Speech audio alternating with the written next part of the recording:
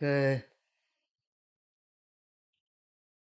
have covered the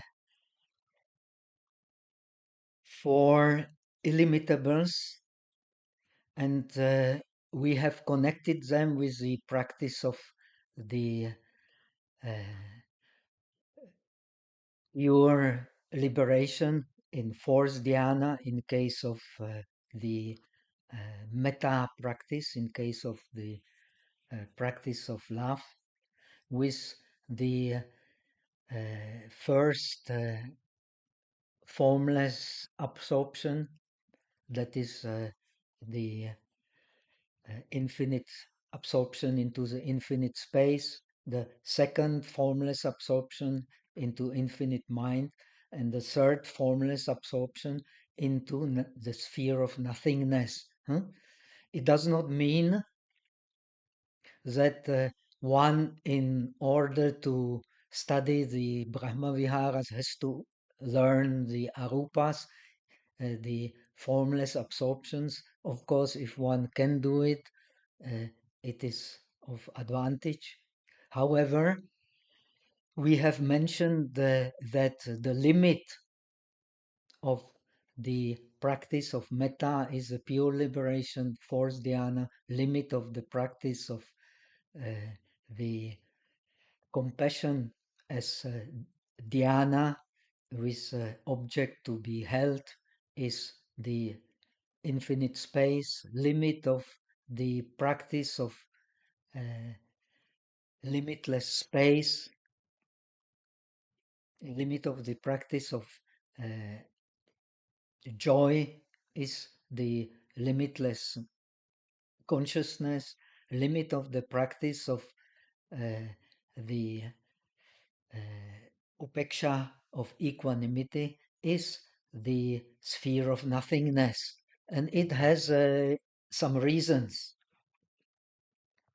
Actually, in the Sanskrit tradition, uh, especially in the Chinese translations, you will find that uh, the practice of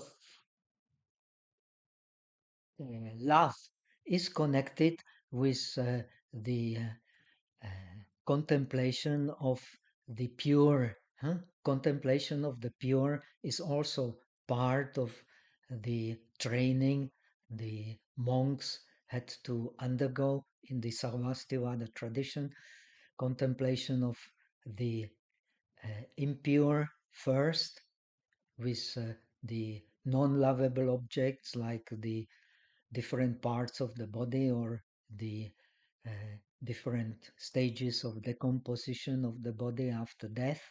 And also, the same object can become a lovable object if we connect, say, blood with red kasina, with a red absorption into wholeness, huh? And so on. So it becomes then a lovable object, a very beautiful red. Even urine, which is yellow, then becomes as a kasina, becomes a very beautiful object. And one can go into the fourth dhyana with a beautiful object. The first of two of the eight liberations are practiced usually with a non-beautiful object. So it gives the mind freedom to turn the non-beautiful into beautiful and beautiful into non-beautiful. That's why this practice of dhyana can be connected with a certain insight. Insight that the mind is a very creative thing. It can change things, and it can change also the sensations on the same object. The same blood can, the same urine can be very disgusting and can become very beautiful. So it is a matter of insight. And of course, love is the most beautiful object in the mind of the sentient beings, especially of the the humans and the gods of the sphere of uh, desire.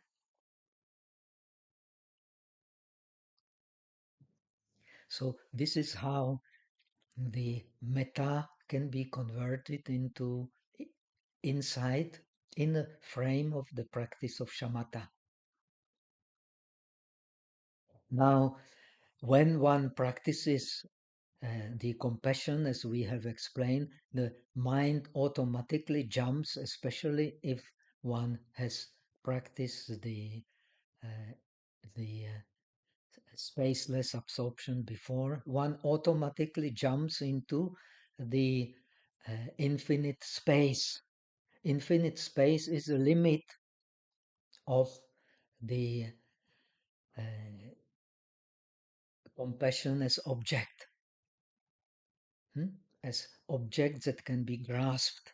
We have said compassion, uh, the four illimitables, in the case of Buddha, in the case of mastery, then they are the dwellings of the Buddha. The dwellings of the Buddha is no mind dwelling. Now, if the mind is still dwelling in the world, then these arupas are still also dwelling in the world. And the limit of compassion is the sphere of the infinite space. In the sphere of the infinite space, the compassion which holds to the object has its limit.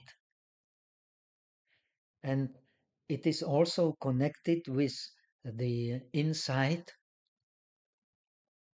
What insight?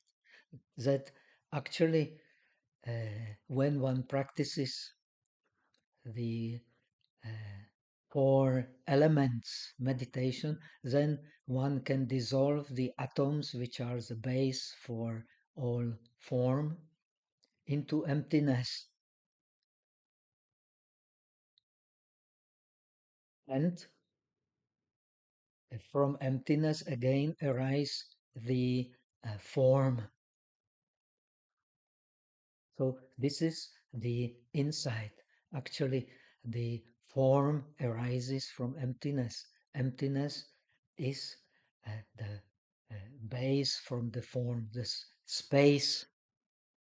Space is also emptiness. Space is sometimes classified in Abhidharma as a rupa, but only for the sake of classification. Sometimes it is classified as the, like in Sarvastivada tradition, as the uh, the non-created, the asamskrita, because actually it is beyond any classification in terms of nama rupa, in terms of form and mentality, or uh, form and mind and mental factors. It does not belong to neither. Hmm? So, so to say, the form is dissolved in the infinite space. So this also can become an insight that the form has no real existence because it can be dissolved in the space. Now, the limit of the practice of joy is uh, the infinite mind. When the object is infinite, infinite space, and one pays attention to the subject, to the mind which observes the object, the infinite space, and uh, then one will uh, enter into the sphere of infinite consciousness. Infinite consciousness, consciousness becomes infinite because of the infinite object. Consciousness becomes finite because of the finite object. So one gets a clear idea that consciousness arises due to the object. The worldly consciousness arises due to the object. And if one holds to the object, even if it is a limitless space, then uh, that consciousness is also created. Whatever consciousness holds to, that consciousness must be created. That consciousness is a worldly consciousness. It is a consciousness bound to the body, and the body is like the bondage of the mind. Hmm? But the mind which holds to the object is same like the space, infinite space. It is illusionary. It is illusory. Hmm? So here comes the insight. Mind is real, even if it does not hold to the object, it is still there. But when it holds to the object, it is limited by the object.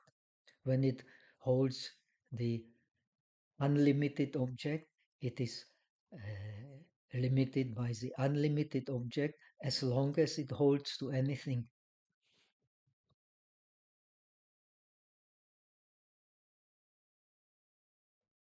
So from when one practices thoroughly the uh, dhyana, that means a worldly dhyana, the dhyana which holds to an object, which one practices dhyana on the upeksha, then the mind will jump into the sphere of nothingness. Sphere of nothingness has to do with this emptiness, because where there is nothing, it is empty. Empty means there is nothing actually to hold. But if the mind is holding to anything, even to the concept of nothingness, how one gets to the concept of nothingness? In the sphere of infinite mind, one remembers the infinite space which is not there. Then comes the idea of nothingness. But the nothingness is only an idea, it is only a concept. Hmm? But it is connected with the wrong view of emptiness. Emptiness is not just a concept, emptiness is a reality. Hmm? And this reality has to be realized. So, in the especially in the Yogacara tradition, but generally in the Mahayana tradition, one contemplates the mind as uh, being like empty space, as being like a mirror. Huh? It is like an empty space because all objects that appear can only, that have form, can only appear in empty space. But the empty space is nothing. It cannot be held. So the sphere of nothingness is similar to emptiness, but it is not emptiness. The space is the all objects arise in the space, but the space is not mind. Mind is there, but the and it can be uh, differentiated in terms of its constituent parts, which are the mental factors which make the content of the mind. But the space, it cannot be analyzed.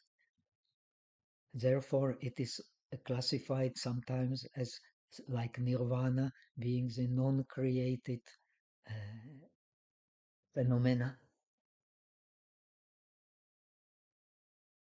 Now, the practice of realization in the Yogacara tradition, and we in the Chitta Matrata, in the mind only tradition, follows exactly uh, this pattern. First, one has to realize the illusory nature of the objects. Then one is to realize the illusory nature of the subject which contemplates the object, because it is it arises in relation to the object. If the object is limitless, it becomes limitless. If the object is limited, it becomes limited. So it is also created, it is also impermanent. Whatever is impermanent uh, cannot be the self. So this sphere of nothingness is also connected with the insight, with the contemplation of emptiness. Emptiness is like empty space in which nothing is there, but this emptiness, this nothingness of an object which can be grasped is only a concept. It is not a reality at all. So it is also illusory. And the meditation, through understanding the illusionary nature of the object, illusionary nature of the subject, one finally realizes the real emptiness in which no subject and no no real subject and no real object arises. But it does not mean that the subjects and the objects do not arise in it, but they are all illusionary. They are all illusions. So this is the way of realization in the Yogacara tradition. And the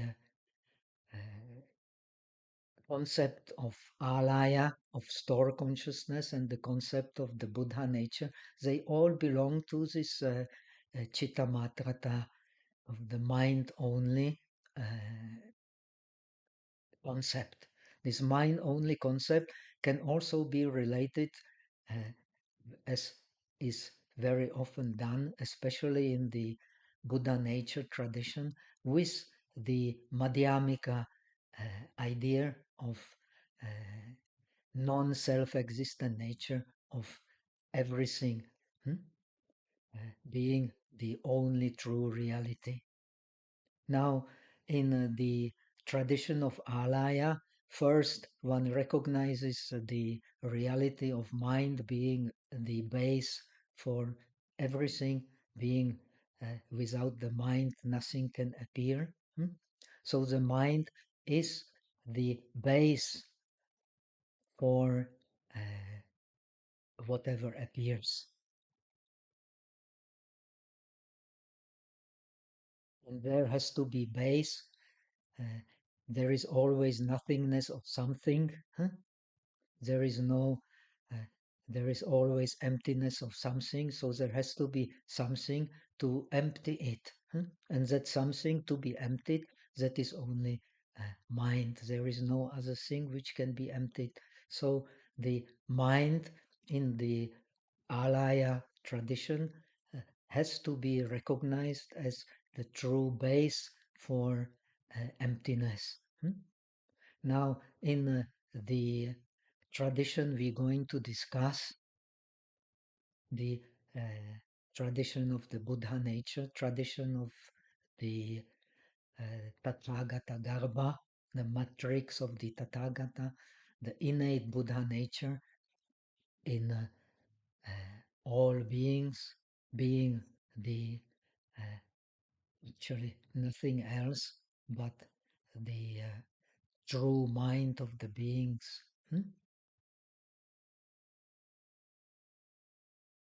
which is to be realized, which is to be contemplated, which is the actually the emptiness not necessarily needs some base to be understood.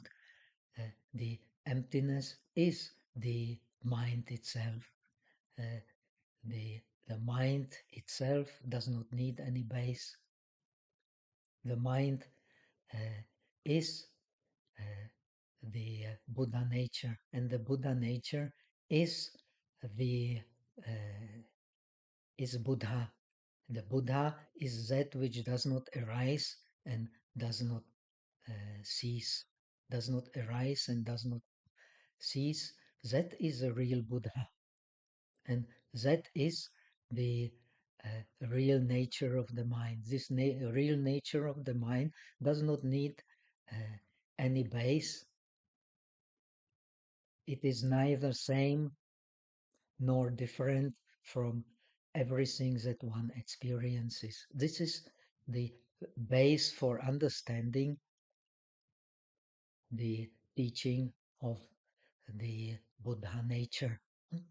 The Buddha nature is not same, but also not different from everything that arises and passes away.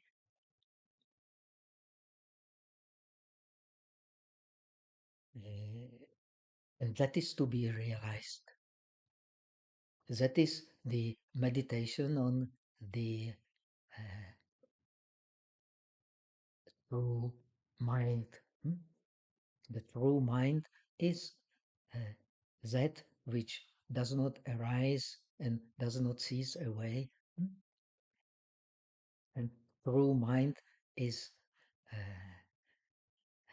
in fact, the base for all our experience, but because it is covered by our ignorance and the defilements and the distorted perception connected with ignorance, the prapancha, the expatiation of our perception and differentiation based on hmm, based on holding to the object, based on belong, based on believing in reality of the object. When we believe in the reality of the object, we believe in the reality of the subject.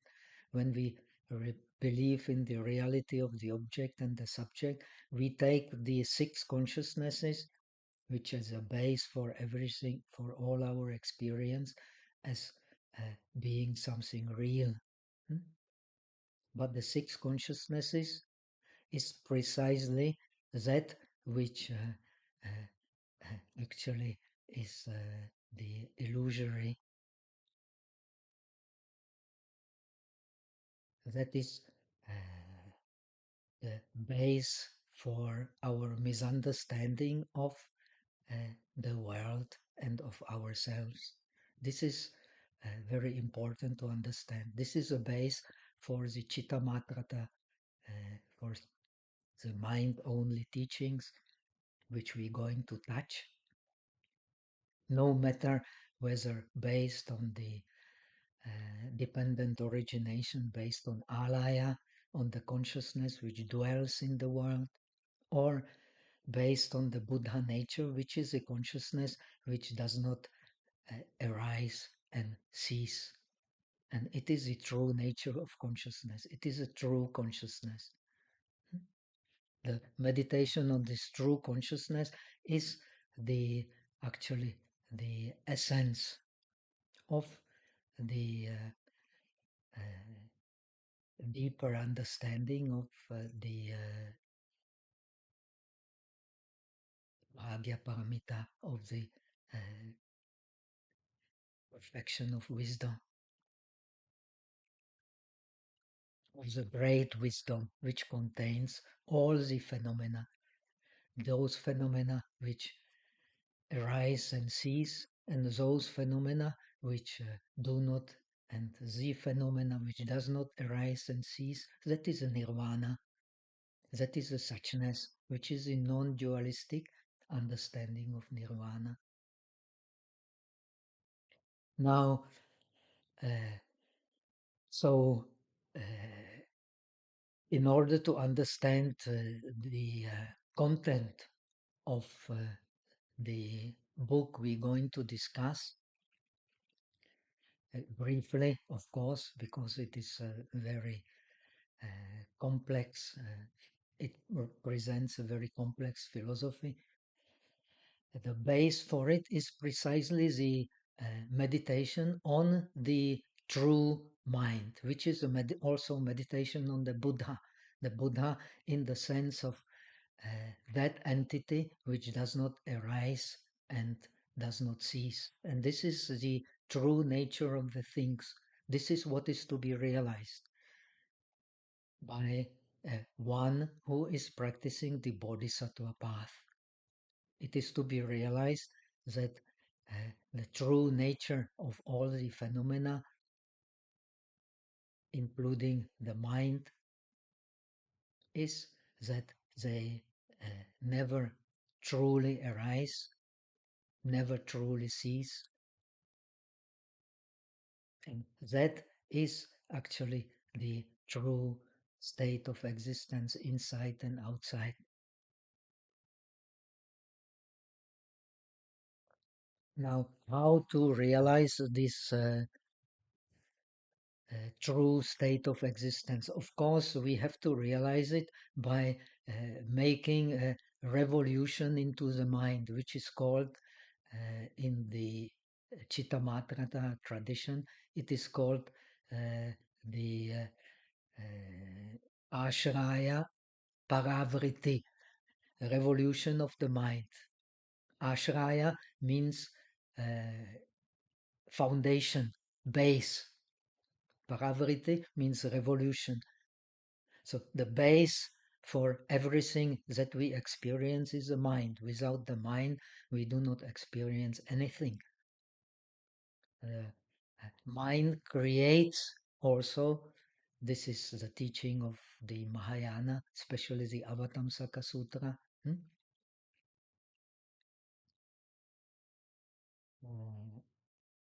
Avatamsaka Sutra teaches the Gandhavyuha Sutra, which is available in Sanskrit, teaches that when we understand the Buddha, the world ceases. There is no world anymore for one who understands the Buddha. Now, the Buddha is the nothing else but the true nature of the mind.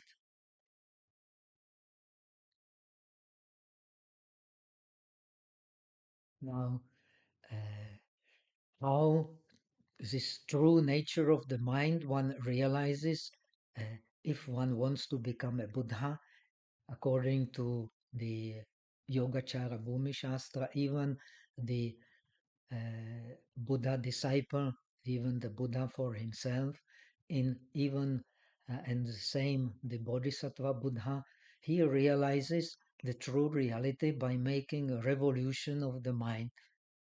But this revolution of the mind becomes only complete in the state of uh, the uh, Bodhisattva who removes not only defilements but even the latent tendencies to defilements. So he becomes omniscient. Hmm?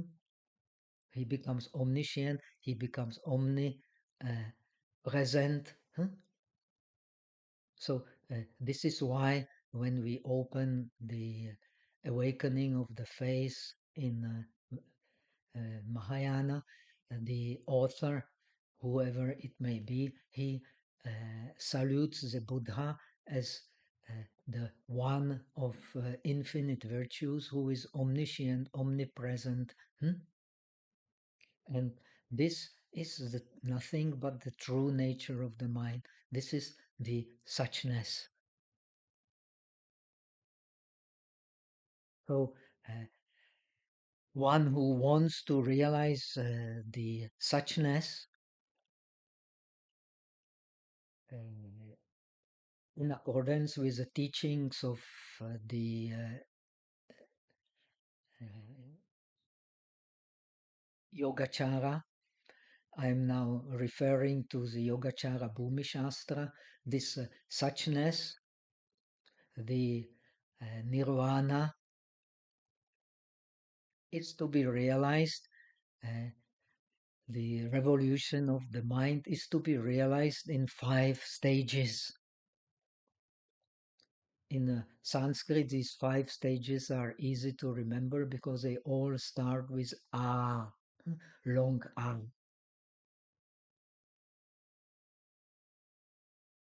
The first, in order to realize the true nature of the mind, in order to realize the suchness, which has no subject and no object, the first one has to be able to uh,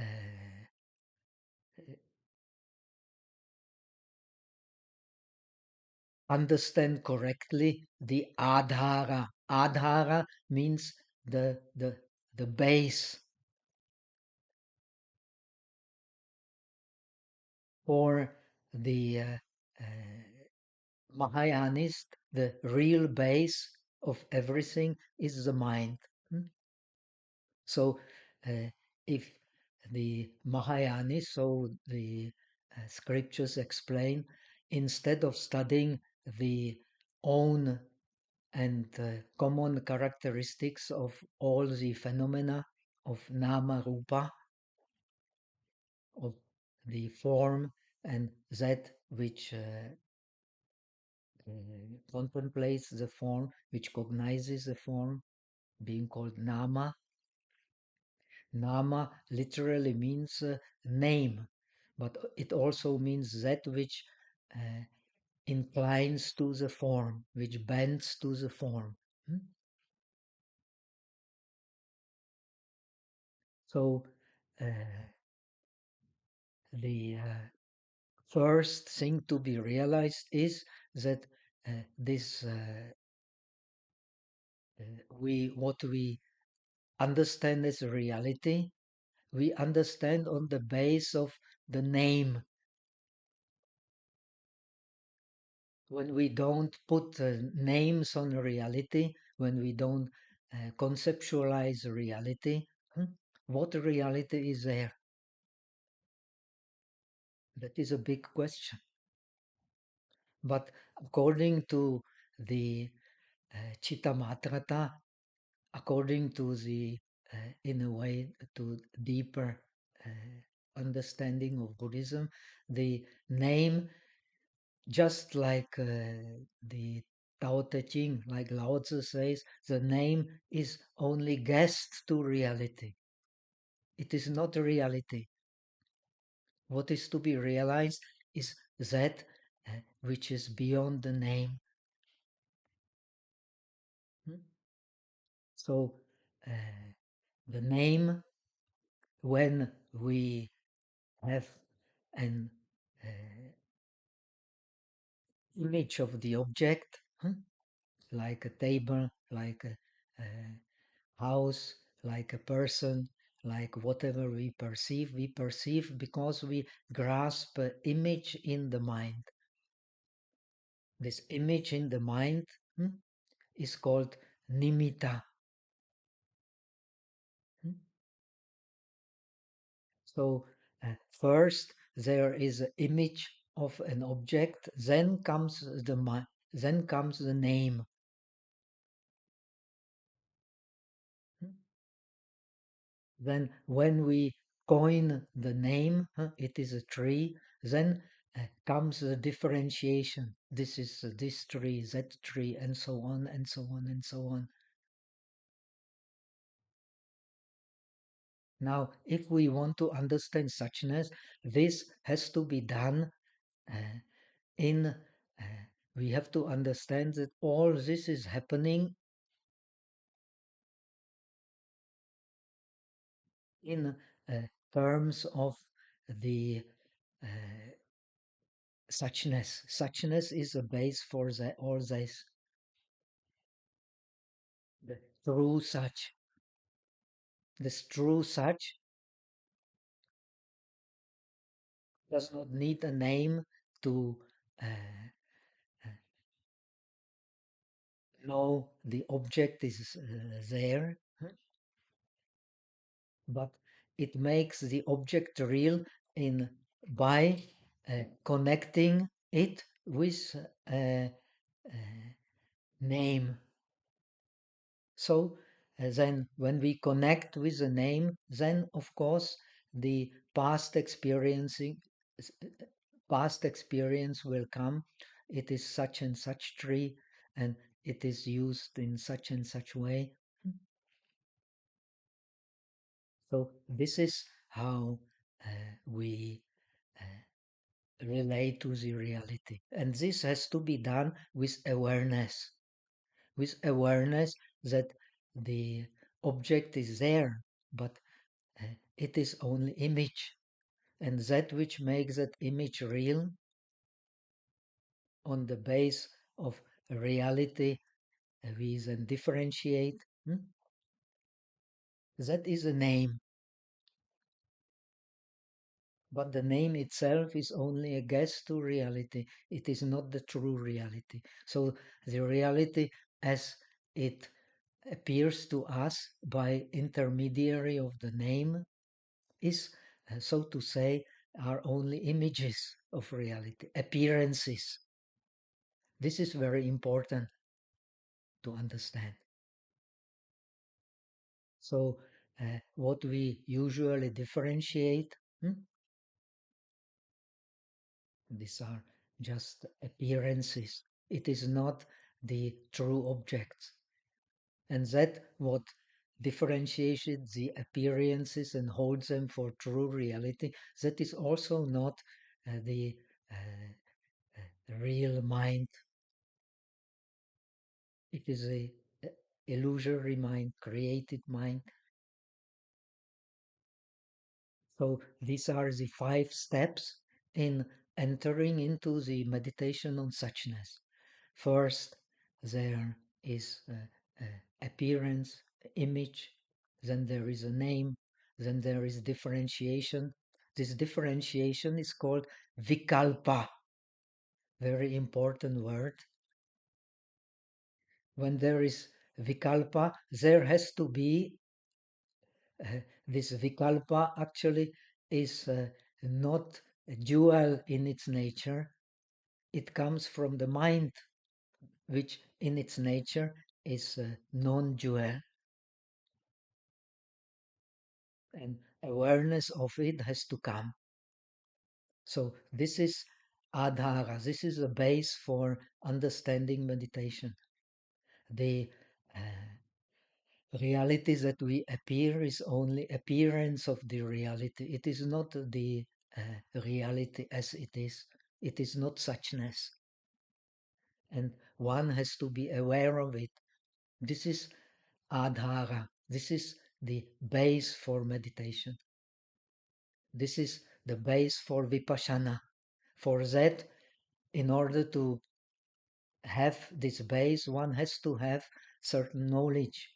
The knowledge from hearing, and the knowledge from contemplation of what one has heard.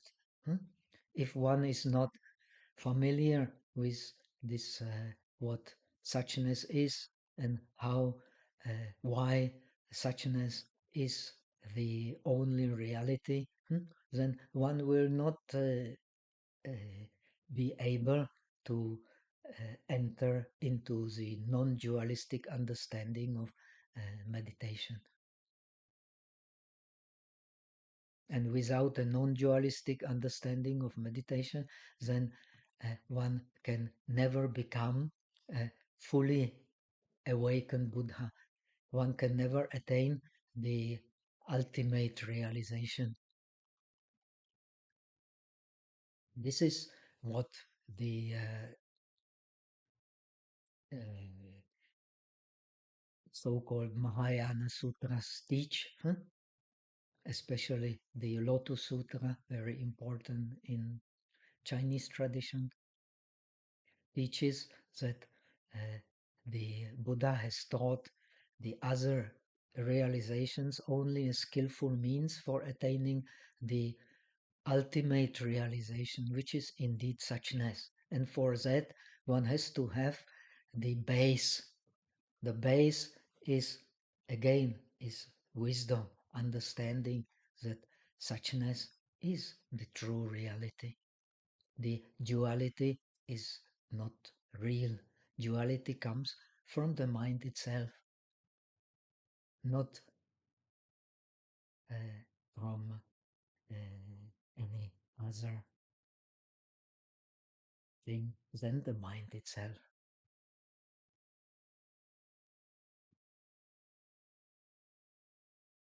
If one has such understanding, which one has such a haze, such a base, then comes the adhana. Second is adhana. Adhana means placing. One learns to place the mind on the object correctly. How does one place the mind on the object correctly? So it means one sees this the reality, real reality does not. We use the name to see, but the real reality is not to be found in the name. So, in this sense, the adhara means that one does not rely on the vikalpa. Vikalpa literally means imagination. It means to fabricate, to imagine, to and V means by differentiation. One imagines by differentiation that what one names that object is really there. So if one wants to understand the true nature of reality as being non-dual, as mind having the non-dual nature, as a real mind being the Buddha's mind, the real world being what the Buddha experiences, not what we deluded being experience, then one has to know the falsity of the eight, according to the Yogacara philosophy, falsity of the eight vikalpas, of the eight differentiations. First, the falsity of the svabhava. There is no own existence, own nature, own characteristic in uh, any object that the mind can grasp.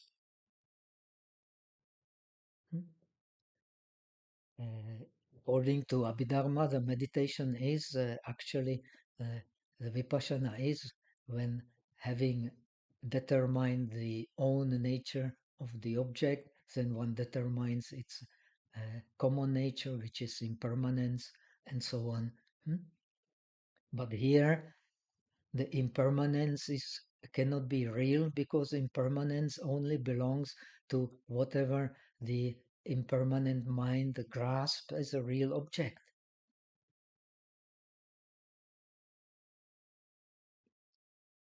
So the mind is impermanent, the object is impermanent only when the object is grasped and the mind that grasps the object is also grasped. But when we realize that the object is illusory, the mind which grasps the object is illusory, then we have access to the true nature of our experience, the non-dual nature.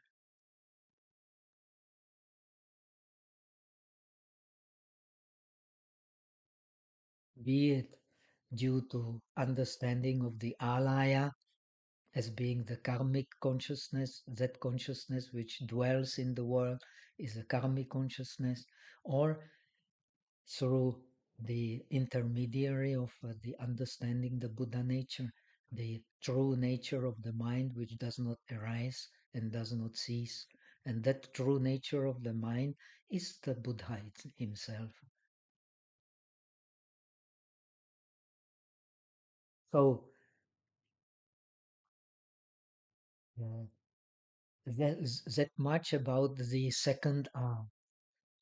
When we have correct base, a correct understanding, then we can start placing correctly mind on the object and understand there is uh, neither swabhava, the real nature of the object is not there. Then because there is no real nature of the object, then uh, the object that we perceive, that we differentiate, they have no real characteristics. So the uh, real characteristics of the objects, they do not exist. Then also the objects that appear to us as appearances, as they are, so to say, uh, only appearances based on the our previous experiences which have been stored in our consciousness, uh, as the seeds of consciousness, bijas. These bijas, they actually interpret our reality, but they are not a reality as it is. They interpret our reality in terms of a real object being there and real subject uh, being uh, conscious of the real object. But this idea of a real subject and the real object comes from the karmic consciousness. Karmic consciousness then uh, turns to the object and manifests the object as something different from itself.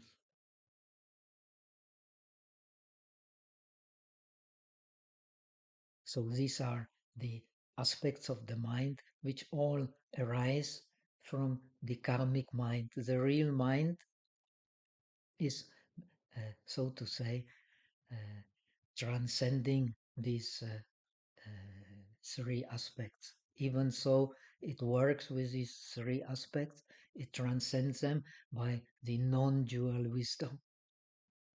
This non dual wisdom is connected to samadhi, is connected to samadhi, connected with awareness. So one uh, start placing the mind on the objects with awareness that uh, the real objects, they do not need a name. They are there without the name. Through the name, then appears the idea of true existence outside and inside.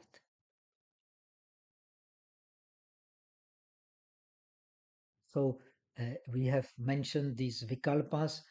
So you have the vikalpa of own nature, you have the vikalpa of self-existent nature. Then on the base of self-existent nature, we believe in true characteristics of the things which are lasting. This is very important for understanding Abhidharma. And then comes the idea of the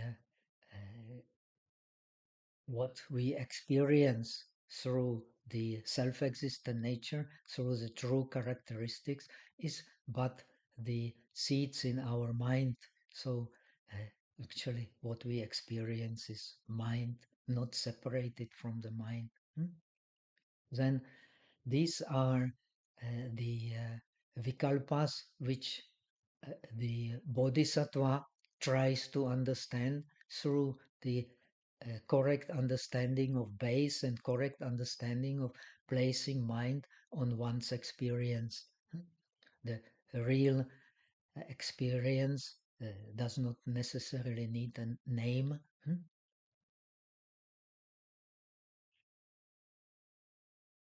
So one can actually cognize the object without thinking. Actually, in dhyana, connected with an object in which is still bound to the samsaric existence, one does not need to think at all. One does not need to put any name on the object at all, and one can stay for hours with the same object without thinking. Yet, as long as the mind grasps the uh, appearance of the object as something real, that the dhyana will not be connected with vipassana. In order, in the Abhidharma tradition, only when you uh, leave the dhyana, then you can know that mind which grasps for the object is arising and passing away in each and every moment. Therefore, it is constructed. But while you are in dhyana, you don't see this.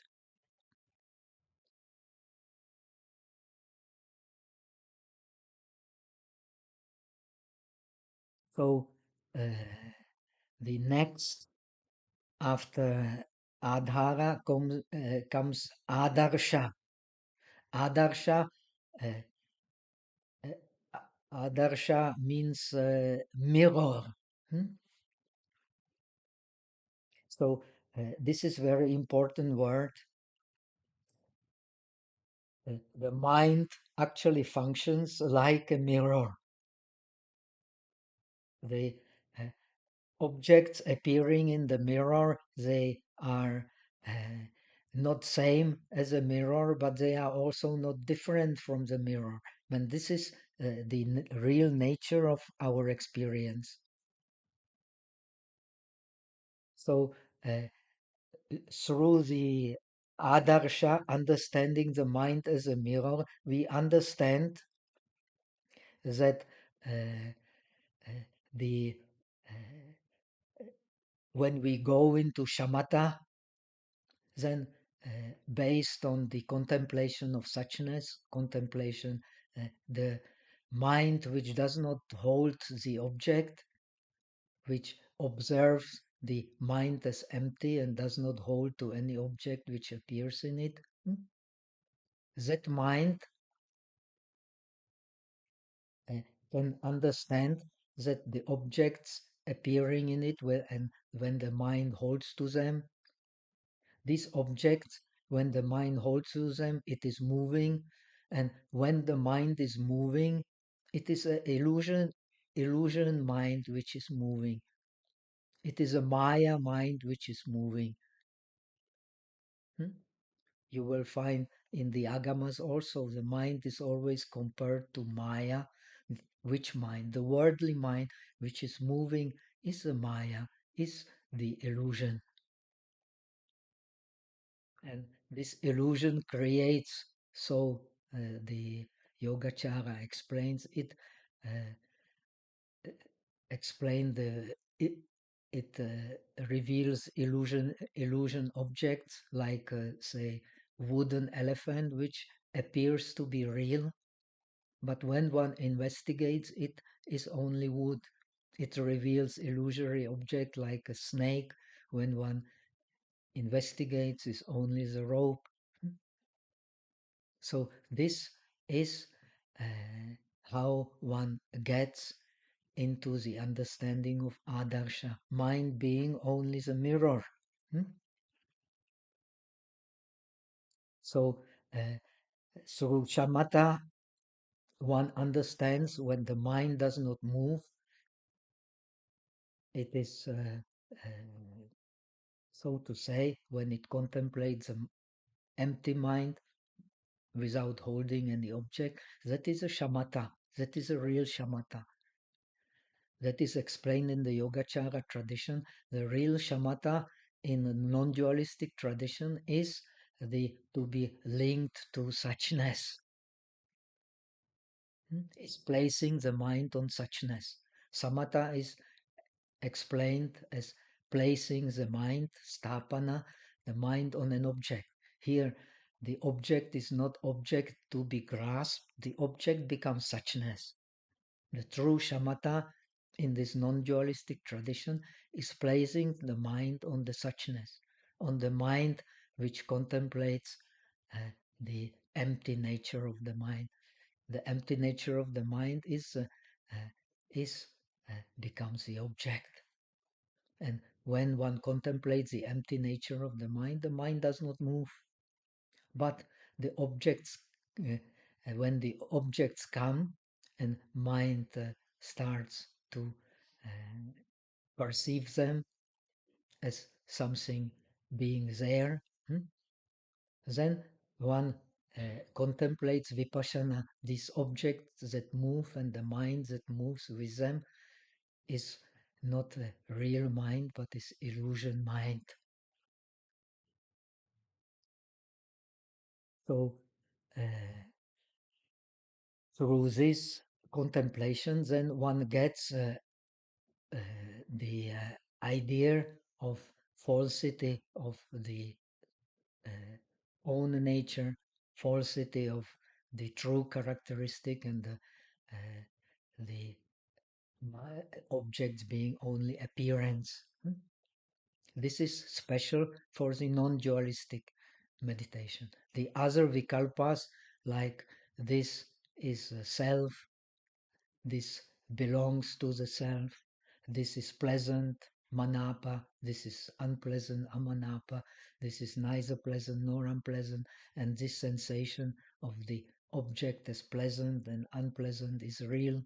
It is something to be grasped, something to hold to. So this is common to all those who get a realization.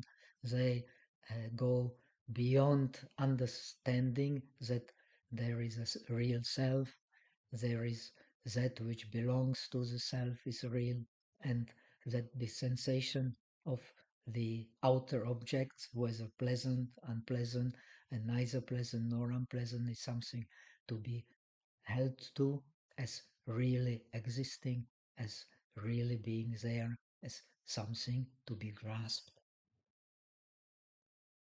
So this is a deep meaning which comes through meditation. And this meditation, shamatha, then enables us to see the mind as a mirror, as an adarsha, and all objects that appear in the mirror to which one grasps are actually unreal as the mind which grasps for them. So like this one attains the purification. They are in the Buddhist tradition, in this tradition, in the Mahayana tradition, the four purification one needs in order to understand the true nature of the mind. That is the purification of the base. The real mind is the pure mind.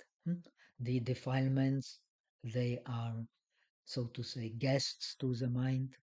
This comes even in the scriptures of the disciples. The purification of the object, neither the created reality, the Samskrita, nor the non-created reality, uh, the nirvana or the space in Sarvastivada is something which one should hold to.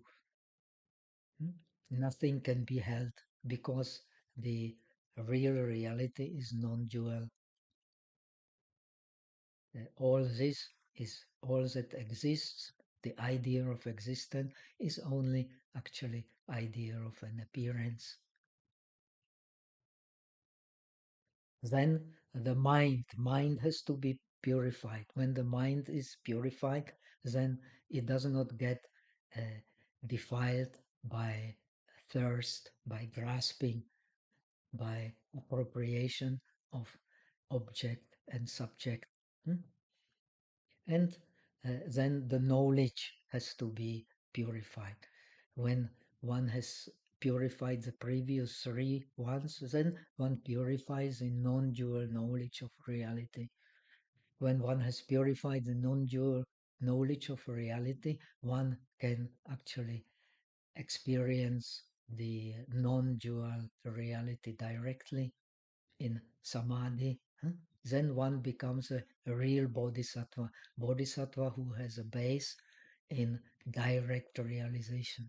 This is a very difficult thing to attain. Then uh,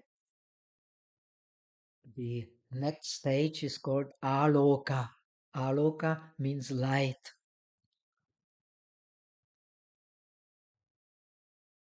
The light comes in the mind from understanding in this tradition, the identity of the object and the subject.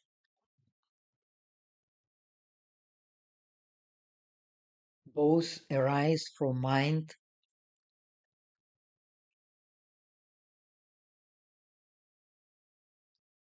From what mind? We have already explained from the karmic mind. Karmic mind is the mind which attaches to our previous experience and judges on the base of this experience. And our previous experience is based on the understanding as subject and object as being separate. So this light, when it, which is actually the light of wisdom, the true light is wisdom. The sun, the moon, the stars, the lamp, and so on, they are only, so to say, the symbols of this true light, which is the wisdom light. Then, due to the wisdom light of identity of subject and object, of the karmic consciousness being illusionary, the real consciousness is in this tradition, the consciousness, the real Buddha is the mind which, or the reality rather, that does not arise and does not cease away. Then with this understanding, one gets the revolution of the base. Revolution of the base. So one understands always clearly that differentiating object and subject is does not is only vikalpa, is only fabrication. So the mind becomes appeased. The shamatha knows the mind as appeased. And the vipassana knows the worldly mind which moves as the being an illusion, as this. So to use the Mahayana Abhidharma, the Abhidharma Samuchaya, the real shamatha is placing the mind on suchness, and the real vipassana is placing the mind on chittamatrata, place is uh, uh, understanding that all these objects that appear in the mind is nothing but the products of the mind itself, of whatever we hold as truly existing is just a product of the mind itself. Which mind? The mind which attaches to the object. in the highest reality, actually, uh, uh, there is no difference between shamatha and vipassana. The suchness and the uh, and the mind only, they are not same, but they are also not different. And this is the true reality. Whatever we uh, perceive, whatever we can understand, whatever we can uh, uh, make sense of, it is neither same nor different uh, from everything else. So it neither arises from itself nor arises from the other, not arises from itself and the other, and cannot also arise without a cause. So the reality is, as we will see, this is the first premise of our awakening of faith in Mahayana. The reality is ungraspable. The reality is unspeakable. The reality is unthinkable. Hmm? And that is the reality of the Buddha. That is the reality of the sentient beings. So the sentient beings are not separate from the Buddhas, and the Buddhas are not separate from the sentient beings. They are one whole, and this whole is inseparable. So uh, sentient beings, the Buddhas, and the mind, they must be understood as being one entity. This entity is to be understood in this tradition for contemplation of the illusory nature of the mind which moves. Hmm? So the mind which moves is then contemplated as being empty in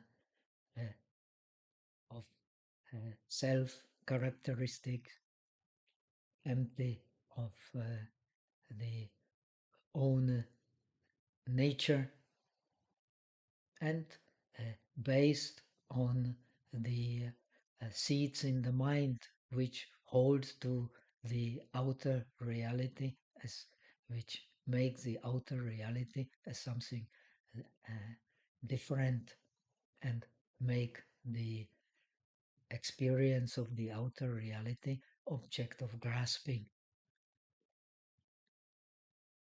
Therefore, we believe in the true self, we believe in the true belonging to the self, but there nothing belongs to the self. So the meaning of emptiness is this: nothing belongs to the self of the person, but also nothing belongs to the self of things. Therefore, things are perfectly empty, just like the person. And uh, then uh,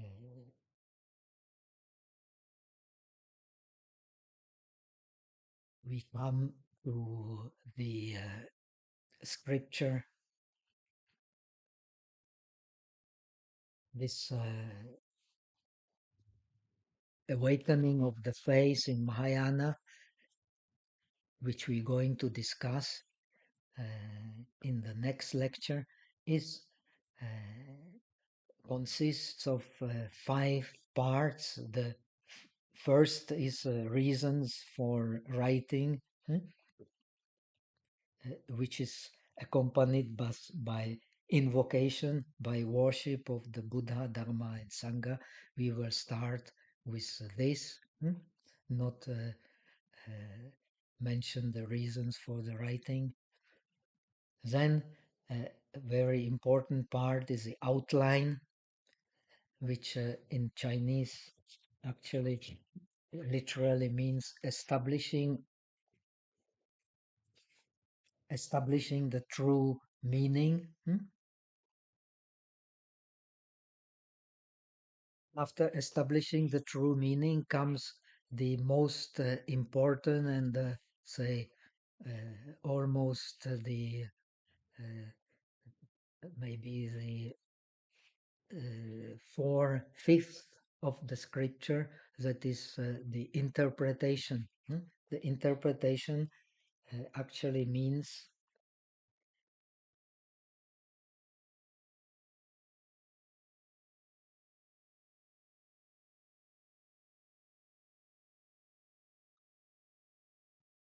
well, the interpretation is then explanation of the outline or of the real meaning, hmm, which is taught first, which we will explain in the next lesson. This has three parts. The first part is uh,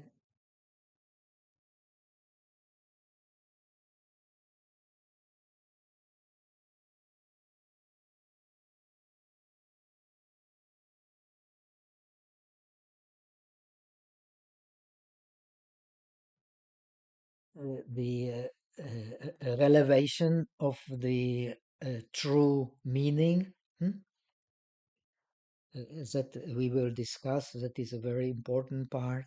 It discusses the mind in terms of two uh, ways or pariyas or two gates to understand the mind, uh,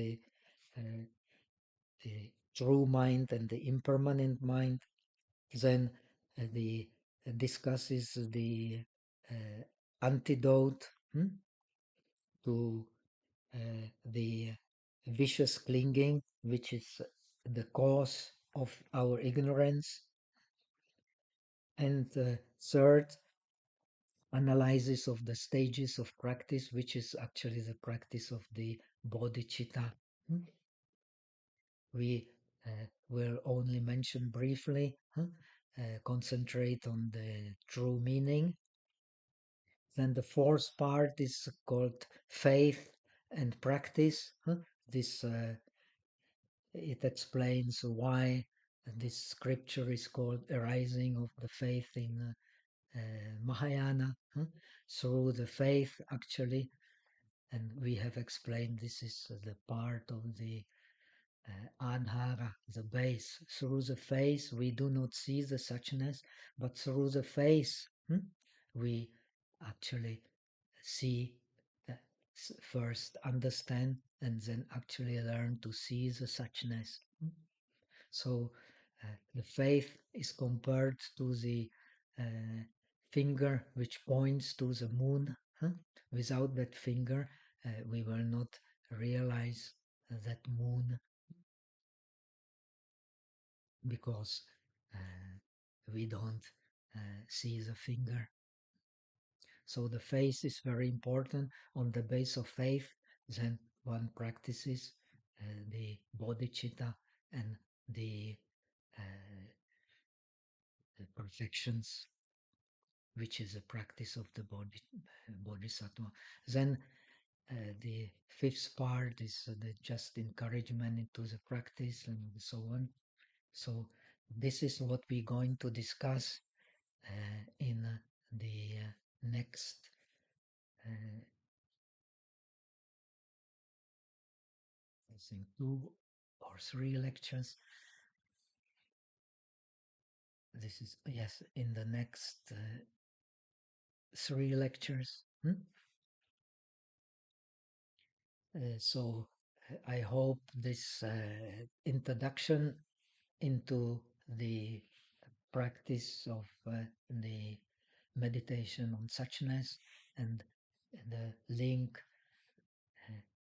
of his, the four divine abodes, and also uh, with the practice of the Pure Land, which is the essence of the bodhisattva practice, the practice of the pure land of the mind. This background is very, very important for understanding the Mahayana practice. However, whatever skillful means we use in order to realize it. So that much for now.